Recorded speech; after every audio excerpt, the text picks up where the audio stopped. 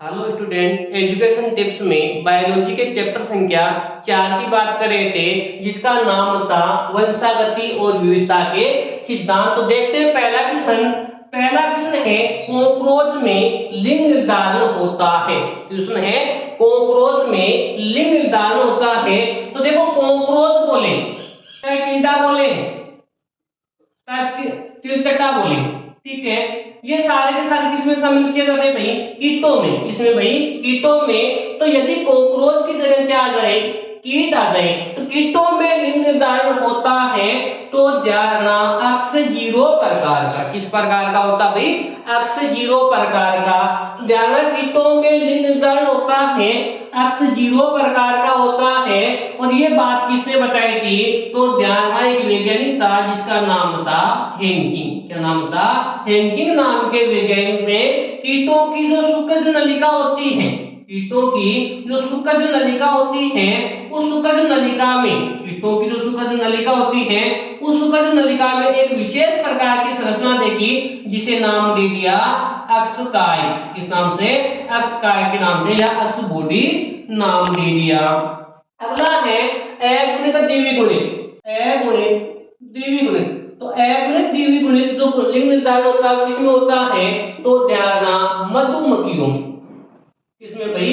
मधुमक्खियों में। तो क्वेश्चन पूछा था भाई, मधुमक्खियों में जो लिंग निर्धारण होता है वो किस प्रकार का होता है? तो मधुमक्खियों में लिंग निर्धारण ए गुणित द्विगुणित प्रकार का होता है। नर में तो किस प्रकार का? ए गुणित। और मादा में किस प्रकार का होता है भाई? द्विगुणित प्रकार का होता है। तीसरा है जेड व डब्ल्यू। तो जेड व डब्ल्यू प्रकार का जो लिंग निर्धारण होता है वो किसमें होता है? पक्षियों में। किसमें होता है भाई? जेड व डब्ल्यू प्रकार का जो लिंग निर्धारण होता है वो पक्षियों में होता है। यदि बात करें नर की, तो नर में तो होता है भाई जेड जेड, और मादा की बात करें तो कौन होता है भाई? Z W. तीसरा है अक्सवाई। कौन सा भाई? अक्सवाई। तो अक्सवाई किसमें होता है भाई? मनुष्य में। तो ध्यान रखना कि मनुष्य में जो लिंग निर्धारण होता है वो किस प्रकार का होता है भाई? अक्सवाई प्रकार का। और मनुष्य में 23 जोड़ी गुणसूत्र पाए जाते हैं। कितनी जोड़ी भाई? 23 जोड़ी गुणसूत्र पाए जाते हैं, जिसमें से 22 जोड़ी जो गुणसूत्र होते हैं वो समान होते हैं। 22 जोड़ी गुणसूत्र होते हैं वो समान होते हैं, जिसको बोलते हैं ऑटोसोम। किस नाम से जानते हैं भाई? ऑटोसोम के नाम से, या बोलते हैं एलिंग गुणसूत्र के नाम से। किस नाम से जानते हैं भाई? ऑटोसोम के नाम से या एलिंग गुणसूत्र के नाम से उसको जानते हैं। जो लिंग का निर्धारण नहीं करते, जो लिंग का निर्धारण नहीं करते हैं, उसमें क्या बोलते हैं? एलिंग गुणसूत्र या ऑटोसोम के नाम से। कितनी जोड़ी होते हैं भाई? 22 जोड़ी। 23वीं जोड़ी की यदि बात करें, कौन सी जोड़ी की भाई?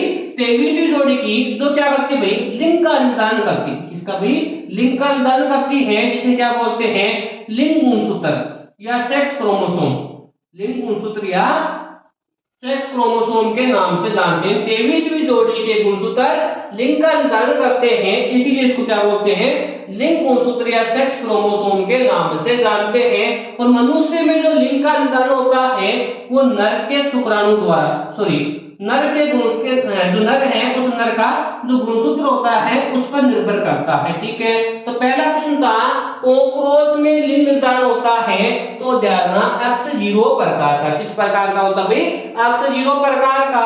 मधुमक्खियों में ए गुणित व द्विगुणित प्रकार का। पक्षियों में जेड व डब्ल्यू प्रकार का। और किसमें भाई? अक्सवाई किसमें होता है? तो मनुष्य में अक्सवाई प्रकार का। तो आंसर हो गया अक्ष 0 प्रकार का। दूसरा है, किस रोग को बलिडाइस रोग कहते हैं? किस रोग को बलिडाइस रोग कहते हैं? तो ध्यान रखना, हीमोफीलिया को। किसको बोलते हैं भाई? हीमोफीलिया को। किस रोग को बलिडाइस रोग बोलते हैं? तो ध्यान रखना, हीमोफीलिया को। इस रोग में क्या होता है कि इसमें रुधिर स्कंदन कारक का अभाव होता है। रुधिर स्कंदन कारक है, इस रुधिर स्कंदन कारक का क्या होता है भाई? अभाव होता है। रुधिर स्कंदन कारक का अभाव होता है। इसमें क्या होता है कि छोटी सी चोट भी क्या होती है भाई? खतरे का शिकार बन जाती है। क्या हो जाती है भाई? छोटी सी चोट भी क्या भाई? खतरे का शिकार बन जाती है। किसमें भाई? हीमोफीलिया में। इसकी जो वाहक होती है वो कौन होती है भाई? मादा। इसकी वाहक होती है वो मादा होती है। तो इसके जो रोग के जो लक्षण हैं वो किसमें प्रकट होते हैं भाई? तो पुरुषों में प्रकट होते हैं। किसमें? पुरुषों में। तो आंसर क्या हो गया भाई? हीमोफीलिया। तो ध्यान में इसमें रुधिर स्खलन कार्य का अभाव होता है, छोटी सी चोट खतरे का कारण बन जाती है, वो वाहक मादा होती है, रोग के जो लक्षण होते हैं वो पुरुषों में प्रकट होते हैं। दूसरा ऑप्शन देखो वर्णांतर। वर्णांतर की बात करते हैं तो इसमें जो व्यक्ति है वो लाल और हरे रंग में, लाल और जो हरा रंग है इसमें अंतर नहीं कर पाता। वर्णांतर रोग में व्यक्ति लाल और हरे रंग में अंतर नहीं कर पाता है।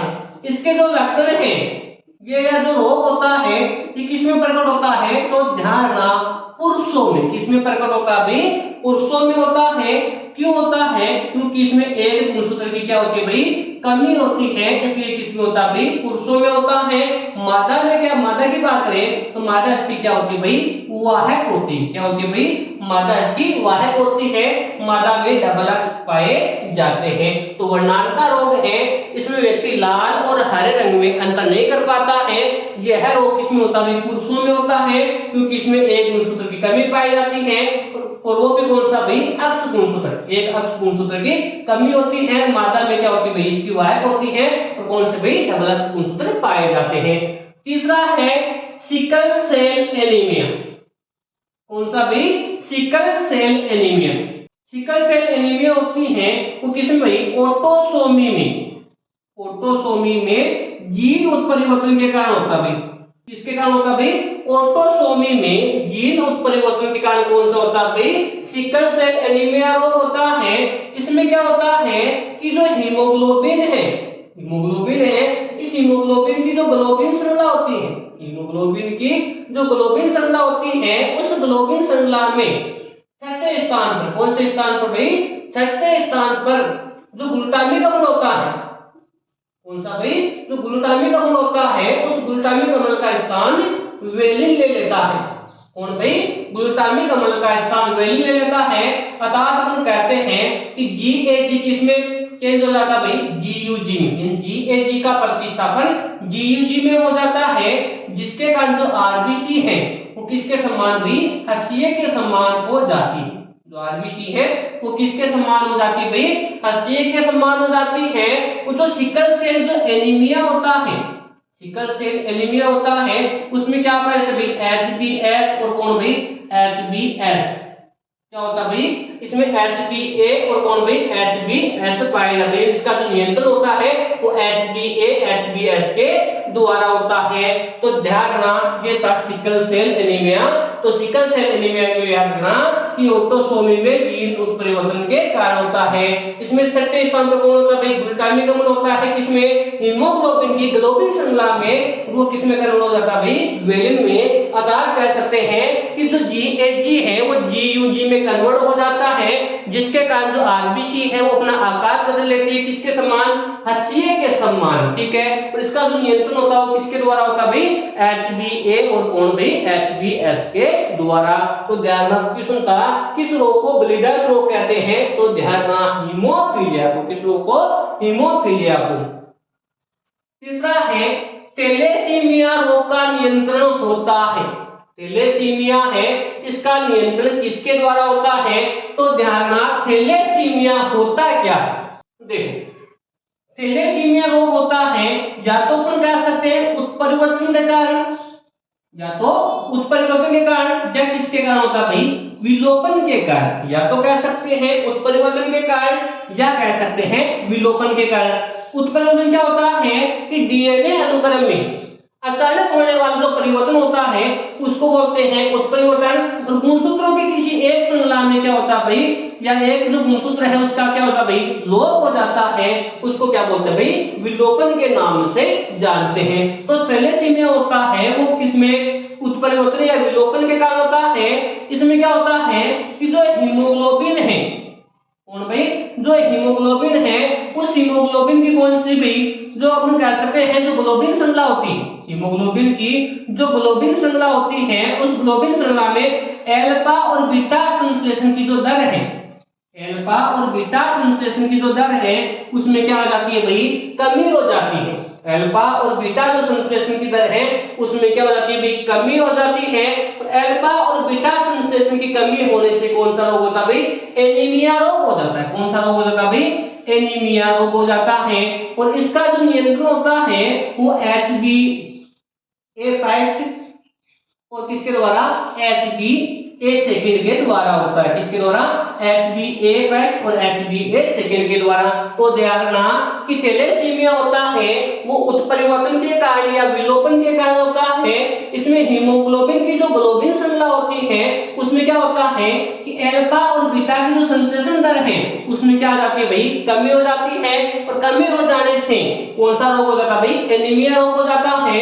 और इसका जो नियंत्रण है वो किसके द्वारा, HbA1 और कौन सा, HbA2। तो ऑप्शन देखो, HbA1 ये भी है और HbA2 ये भी है। तो कौन सा हो जाएगा, दोनों। ऑप्शन संख्या सी, दोनों। ठीक है।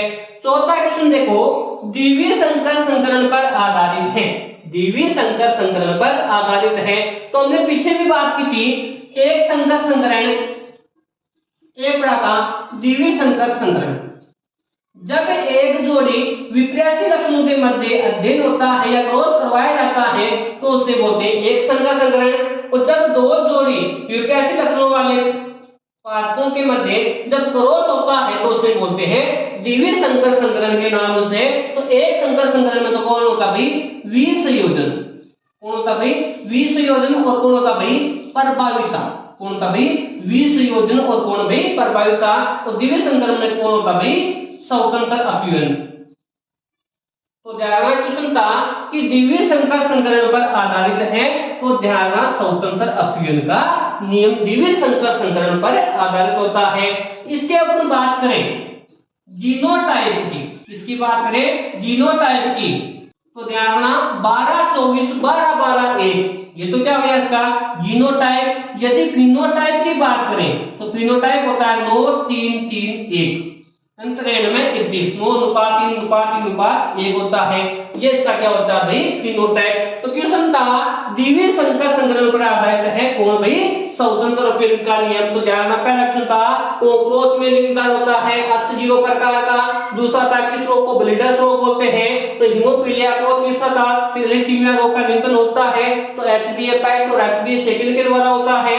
द्विवीय संकर संकरण पर आधारित है कौन भाई, स्वतंत्र अपीयन का नियम है। Thank you.